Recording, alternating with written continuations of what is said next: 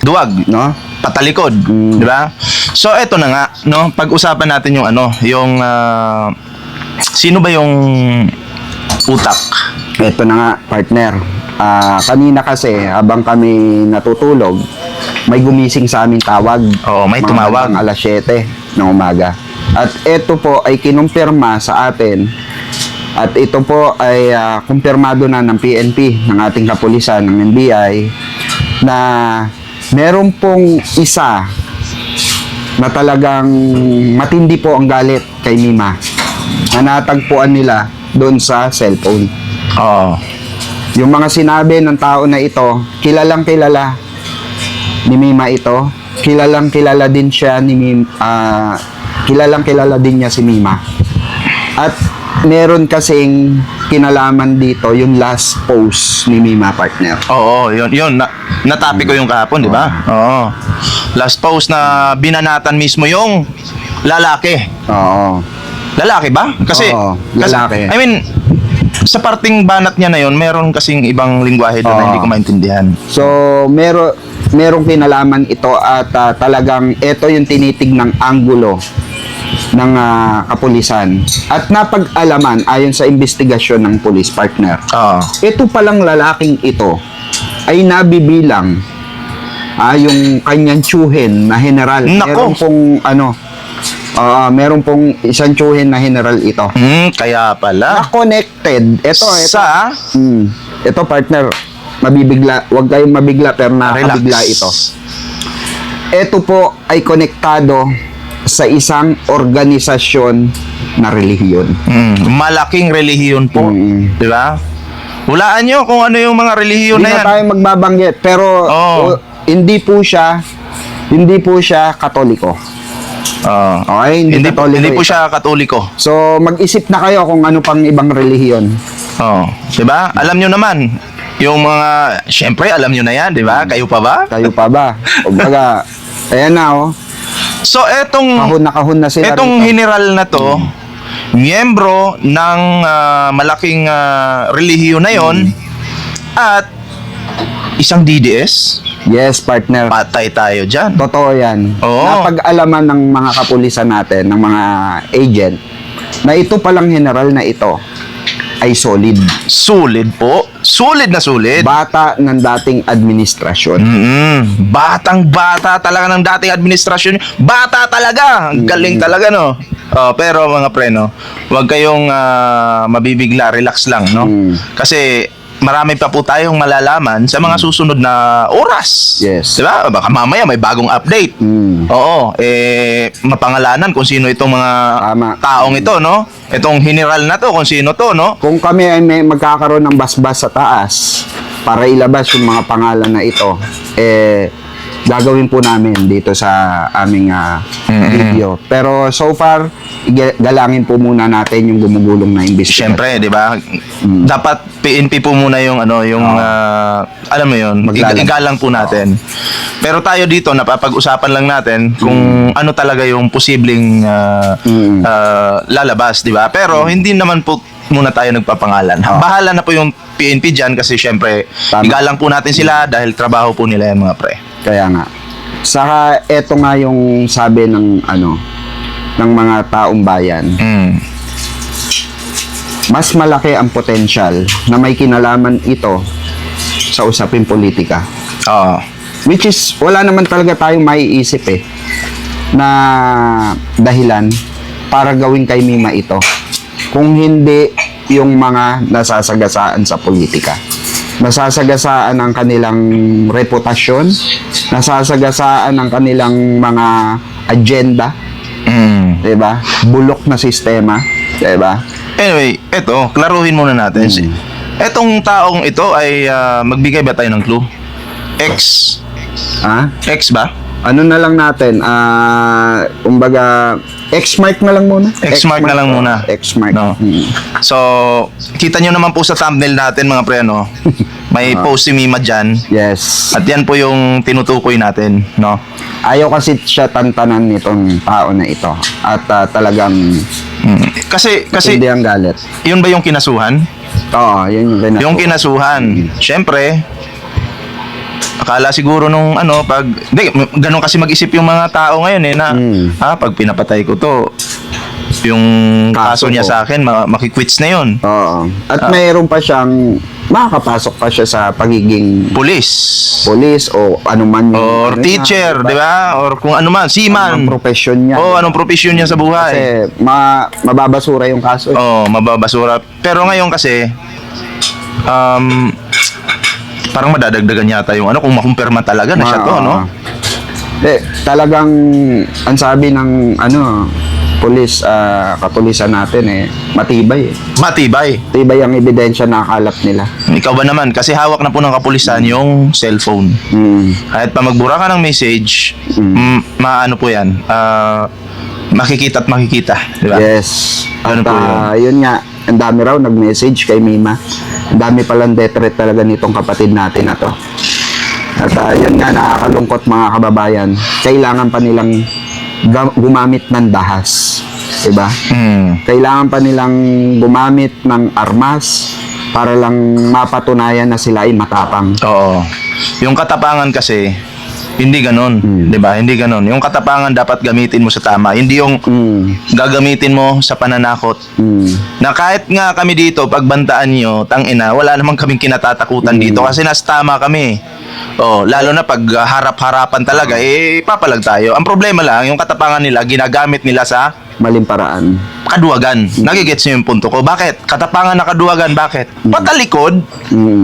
At matapang ba talaga kayo? Gagamit ka pa ng hitman. Wala yan. Hindi uubra yan sa panahon ngayon. Lalo na tayo, high-tech na po tayo. Yung mga hitman na yan, baka lusot ka man ng 1 oras, 2 oras, 1 araw, 2 araw. Mahuhuli at mahuhuli ka. Pag nahuli yun, damay ka rin. Totoo yan. Di ba? Kaya, dun sa mga nagbabanta sa amin, mapitas nyo man kami lahat ng mga vlogger. Pero yung binibitawan namin na katotohanan at nabitawan namin na katotohanan sa social media, mga ebidensya na ilatag namin, yan ay mananatili na buhay sa puso't isipan ng mga taong tumatangkilik sa amin. Kumbaga, partner, yung si Mima, yung mga ipinaglaban niya, yan ay sumisimbolo na sa natin, sa bansa natin ngayon. Nakatatak na yan Nakatatak sa na yan. bansa natin. Nakatatak na yan. At yun na nga, maraming natutuwa sa pagkamatay ni Mima, natatawa. Tulad ni Banat Bay sa ni Jay Guevara. Mamaya itatopic natin yon, tatalakayan po natin yan. Si Banat Bay, may mga videos po akong pin-repair talaga. No? Kompleto po yung presentation natin mamaya. Sa live, abangan nyo po yan, no? Abangan niya yung mga... Doon natin mamaya yan tatalakayan itong mga bugok na mga kutong lupang, basurang, mga alagad ng demonyong mga Duterte, no? Sila po ay ating tatalakayin mamaya, no? Kaya pala tuwan-tuwa itong mga kupal na to, partner. Talagang konektado Konektado, may alam. May alam. Parang alam na nila na may mangyayari. Oo. Kalain mo, patay na yung tao, sasabihan mong pokpok. Nag-post si Banat Bay, pokpok daw si Mima. Diba? Patay na yung tao. Sino daw itong pokpok na binaril, di ba? Magtatanong pa no? So, may sira na po ito sa utak ng mga to, no? Akala nila nakakatuwa yung mga nangyayari. Pero tandaan nyo, sa bagay, pag sinabing karma, parang tatawanan lang nila Oo. pero Kasi- hindi natin masabi yung panahon. Pag binalikan ka ng karma, tatambling ka talaga. Ang inaano nga nila, si Mima daw ang nakarma. Actually, hindi po karma yung kay Mima. Yun po ay intentionally. Magkaiba po yung intention na patayin ka. Sa karma. Di ba? Sa karma. Ang karma po, Disgrasya. Diyos po ang nagsasabi niyan. Okay? Diyos po ang gumagawa niyan. For example, pinanalangin mo mamatay yung tao, ikaw yung nauna, kasi nga, hindi mo alam na may sakit ka. Or bigla ka inatake sa puso, or bigla kang namanhid ang katawan mo, dead on arrival ka sa ospital, ganon. Pero yung bariling ka, Hindi, intention yun. intention yun. Ito Hindi pa, po karma. ito pa, idagdag ko pa kung ano yung tinatawag na karma. Yung murahin mo yung Diyos, tapos yung Diyos pinadala ka sa hig, ginawa kang Oo. karton. Yun yung karma. Yun doon nahahayaan ng Panginoon Diyos na mamatay ka doon sa Oo. haba ng panahon. Ilang years yung paglilitis dyan? 8 8 years? partner. Naku po. At taon-taon lang yun. Oo, naku po. Once a year lang. Once a year. Naku po. Ang Patay year. tayo dyan. Kaya sabi nga natin na sana maano niya, 'di ba? Sana makasurvive ka, Digong. Hindi naman namin hangad yung kamatayan mo. Kasi hindi naman kami Wala ganun naman kasama. tayong pinanalangin na mamatay Wala. ka eh. Ang sa amin lang, diyan ka muna sa Hague magstay, and then harapin mo yung kaso mo, Kaso mo. 'di ba? Patunayan mong Patunayan mong inosente inosente ka. Patunayan mong malinis ka. Patunayan mong wala kang pinatay na tao. Patunayan mong hindi ka nagbanta. Patunayan mong tao ka. Tama. Oh. 'Di ba? Ganun lang 'yun. Kaya nga itong nangyayari sa atin, hindi namin ma-imagine mga kababayan na kailangan umantong sa ganito. Tayo yung mga normal na vlogger lamang. Tayo po ay hindi politiko. Oo. Okay? Tayo po ay naghahayag lamang ng mga katotohanan. Nagpa-fact check lang tayo. Nagre-reaction lamang tayo sa mga inilalabas ng mainstream media. Pero sinasamahan ng mga DDS, ng mga nababangga natin, sinasamahan nila ng dahas, partner. Oo, Yun yung masaklap. Yun yung problema, 'di ba? Pero anyway, good luck na lang sa kanila, no? At mamaya may mga pasabog po tayo mamaya. Yes. Oo. Kasi time to time po kaming ina-update din mga kababayan. Kaya stay tuned po sa amin dito sa Vengador.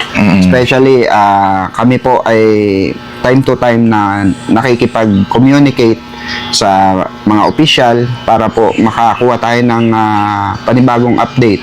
At yung pala partner, marami nagtatanong ng mga viewers natin yung sa sa burol daw ni Mima. Ito po sa So, yun guys. Narinig nyo naman po dito po sa mga kaibigan na malapit nito pong siya Mima Alicia. So, siguro naman po pare-parehas po tayo ng mga naiisip kung sino po yung tinutukoy ng dalawang kaibigan nitong si Mima Alicia. 'Di ba guys? Sa tingin ko, kung ano po yung naiisip ko, yun din yung naiisip nyo. Na tinutukoy po nito pong sila Ballpoint Man. So sana po talaga mapanagot po yung may kagagawan nito kay Mima Alicia. Dahil hindi po ito makatao. Hindi po ito makataong gawain. At doon naman po sa mga natutuwa na may namatay na tao, hindi po yan asal ng isang tao. Kahit ano pa man po ang galit ninyo sa isang tao, hindi nyo po dapat ikinatutuwa ang pagkamatay ng isang tao. Hayaan po natin guys. Sigurado po ako na lalabas po at mabibigyan po ng katarungan ito pong si Mima Alicia. Ayan, magdasal po tayo para po sa paglabas ng katarungan or mapanagot po yung may kagagawan nito. I-like, i-share po natin itong videos na ito. Justice for Mima.